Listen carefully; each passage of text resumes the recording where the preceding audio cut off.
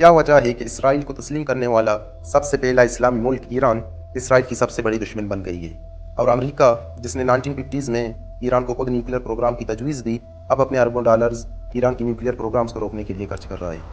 और दूसरी तरफ इसराइल, जिसने अपनी हिफाजत के नाम पर 50,000 से ज़ायद मासूम फ़लस्तीनी बच्चों का कत्ल किया, अब ईरान को अपनी हिफाजत करने के लिए न्यूक्लियर हथियार बनाने पर नाखुश है। इस जंग की गहरी और छुपी हुई हकीकतों को जानने के लिए आखिर तक हमारे साथ रहें, और अगर आपने हमारे चैनल सब्सक्राइब नहीं किया तो अभी सब्सक्राइब करें और बेल आइकन का बटन भी दबा दें। दोस्तों, 13 जून के पहले ही चंद घंटों में इसराइल ने ईरान के मुख्तलिफ मकामात पर हमले किए। ईरान की दारुल हुकूमत तेहरान में मुख्तलिफ मकामात पर आवाज़ें सुनाई दी गई, और इसके बगैर ईरान के दीगर शहर जैसे अस्फहान, तबरेज़, हमदान और करमानशाह को भी हद बनाया गया। इसके बगैर ईरान के नातान की nuclear sites, Arak heavy water reactor और पार्चिन मिलिट्री कॉम्प्लेक्स को भी निशाना बनाया गया, और इस जंग के सबसे पहले 24 घंटे ईरान के लिए बहुत तशवीशनाक साबित हुए। और इसी वक्त इसराइल के जेट्स सारे ईरान के एयर स्पेस पर उड़ते रहे, और मोसाद के ऑपरेटर्स ने खुले ही ईरान में ड्रोन्स और anti tank guided missiles launch किए। और दूसरी तरफ ईरान के proxy military organisation Hezbollah Lebanon की वार्निंग से इस जंग से बहुत पीछे हट चुकी थी, और पहले ही ईरान ने अपने न्यूक्लियर साइंटिस्ट्स और आर्मी के कमांडर्स की डेथ्स को भी तस्दीक किया, जिनमें मोहम्मद बगेरी, जो कि चीफ ऑफ स्टाफ थे, हुसैन सलामी, जो कि कमांडर इन चीफ थे, गुलाम अली राशिद, जो खत्म अल अंबिया के कमांडर थे, अली शमकानी, जो सुप्रीम लीडर का मशीद था, फरीउद्दीन अब्बासी, जो कि एक न्यूक्लियर साइंटिस्ट था, और मोहम्मद मेहदी तेहरानची, जो कि इसी वक्त न्यूक्लियर प्रोग्राम का एक एक्टिव न्यूक्लियर साइंटिस्ट था। सब इसराइल के द्वारा मारे गए थे। और इसके बाद ईरान ने जवाबी कार्रवाई में इसराइल पर हेवी स्ट्राइक्स किए और बैलिस्टिक मिसाइल्स दागे, जो इसराइल के मुताबिक उनके आयरन डोम सिस्टम ने इंटरसेप्ट किए। लेकिन सच्चाई ये है कि तेल अवीव इस हमले से गूंज उठा, और इसराइल ने दीगर मिलिट्री कमांड सेंटर्स को भी बहुत नुकसान पहुंचाया। और इसी वक्त इसराइल के प्राइम मिनिस्टर बेंजामिन नेतन्याहू ने इसराइल की शहरियों को एक बहुत बड़ी जंग के लिए तैयार होने को कहा। और बाद में ईरान ने 100 ड्रोन्स भी इसराइल की तरफ लॉन्च किए, और फिर US secretary of state Marco Rubio ने इस जंग में अमेरिका की मुदाखलत को भी रद्द कर दिया। लेकिन अमेरिकी सदर डोनाल्ड ट्रंप ने ईरान को इस जंग से पीछे हटने की दावत दी, वरना आगे मुश्किलात की धमकी भी दी। लेकिन इसराइल अभी भी ईरान के मेजर न्यूक्लियर साइट्स और मिलिट्री बेसिस को टारगेट करने की नीयत रखती है। दोस्तों, ये बात इसराइल के दिए गए स्टेटमेंट से साफ जाहिर होता है। लेकिन ईरान के सारे न्यूक्लियर साइट्स को तबाह करने के लिए इसराइल को अमेरिका की डायरेक्ट सपोर्ट की ज़रूरत होती है, जो इस जंग को इवन और एक सख्त और मुश्किल कॉन्फ्लिक्ट बना देती है। अगरचे इसराइल सिर्फ ईरान की न्यूक्लियर प्रोग्राम्स को रोकने की बात करता है, मगर हकीकत कुछ और है। इसराइल और अमेरिका ईरान में ये सारा निज़ाम, यानी ये इस्लामिक रिजीम को तब्दील करना चाहते हैं।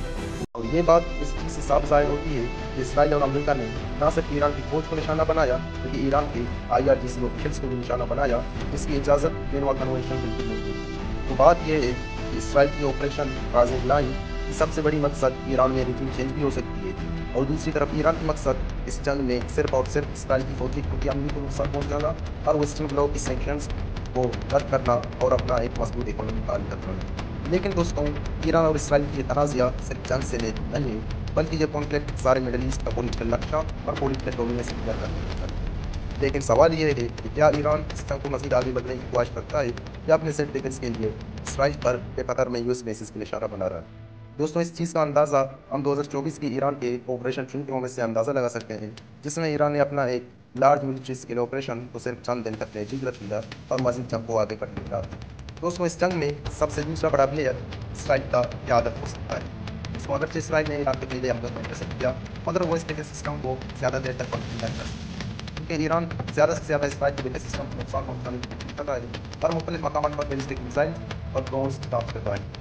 लेकिन ईरान ड्रोन्स को इसराइल आसानी से शूट डाउन और इंटरसेप्ट करने की सलाहियत करता है, और दूसरी तरफ बैलिस्टिक मिसाइल इसराइल के लिए बहुत तबाहकुन हो सकती है। अगर ईरान के पास सिर्फ 3000 के एक्टिव बैलिस्टिक मिसाइल का अर्सेनल मौजूद थे, इसमें सारे इसराइल को टारगेट करने की रेंज नहीं रखते। दोस्तों, लेकिन ईरान सिर्फ अपनी फौजी हिकमत अमली की वजह से इसराइल को टारगेट करने की मोहताज नहीं, क्योंकि इसकी असली ताकत प्रॉक्सीज थी, यानी हिजबुल्लाह, हमास और हूथीज़।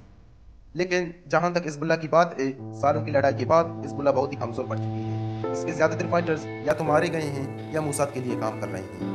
लेकिन अभी भी हिजबुल्लाह के पास बहुत से हथियार है, मगर अब इनको इस्तेमाल करना और ही खतरनाक साबित हो सकती है। और लेबनान की हुकूमत के लिए हिजबुल्लाह को जंग से पीछे हटने की तरकीब भी दी है। दोस्तों, अमेरिका की इस जंग में नुकसानात और मफादात क्या हो सकते हैं? तो दूसरी तरफ अभी भी यमन में यूतीज़ बिल्कुल अमेरिकी नेवी शिप्स को निशाना बनाने की सलाहियत रखते हैं, मगर ये यूतीज़ की कार्रवाइयाँ ईरान को और मुश्किलात में धकेल सकती हैं। तो ईरान के लिए अभी भी एक ऑप्शन मौजूद है, यानी खलीज ममालिक में अमरीकी ऑपरेटिव्स को निशाना बनाना, या यूएई और सऊदी अरबिया में गैस और ऑयल पाइपलाइंस को निशाना बनाना, जो ईरान ने 2019 और 2022 में किया। लेकिन इसके बदले में ईरान के खिलाफ अमेरिका अरब कंट्रीज को भी इस्तेमाल कर सकता है, क्योंकि उन्होंने अमेरिका के साथ अरबों डॉलर्स की इन्वेस्टमेंट्स की हैं। दोस्तों, तो आखिरी और सबसे ज़रूरी पॉइंट, ये जंग किस तरफ जा रहा है और इसके नताइज क्या हो सकते हैं। ईरान ने सारे इंटरनेशनल सैंक्शंस के बावजूद अपने न्यूक्लियर प्रोग्राम को छोड़ नहीं दिया। अगर ईरान न्यूक्लियर प्रोग्राम में कामयाब रहे तो ये जंग और देर तक रहेगा। और दूसरी तरफ अगर इसराइल और अमेरिका इस ईरानी रिजीम को तब्दील कर सके तो उनका मिडल ईस्ट पर अपना कब्जा जमा रहेगा, जो उनके लिए जियोपॉलिटिकली बहुत फ़ायदेमंद रहेगा। लेकिन दोस्तों, ये दोनों अमल बहुत ही मुश्किल हैं, क्योंकि ये जंग सिर्फ इन तीनों ममालिक के आपस में नहीं, बल्कि इस जंग में रशिया और चाइना का भी बहुत बड़ा हाथ है, जो दुनिया में अमेरिकी सुप्रीमेसी को कायम नहीं रखना चाहते। तो क्या ये कोल्ड वॉर हमें वर्ल्ड वॉर 3 की तरफ ले जाएगी, या कि इंटरनेशनल ऑर्गेनाइजेशंस जैसे यूएन और एमनेस्टी इंटरनेशनल इस जंग का एक हतमी फैसला निकाल सकते हैं। दोस्तों, इस चीज़ का प्रेडिक्शन अभी निकालना बहुत ही मुश्किल है, क्योंकि इस जंग में दो न्यूक्लियर पावर यानी अमेरिका और इसराइल एक नॉन न्यूक्लियर पावर देश से लड़ रहे हैं।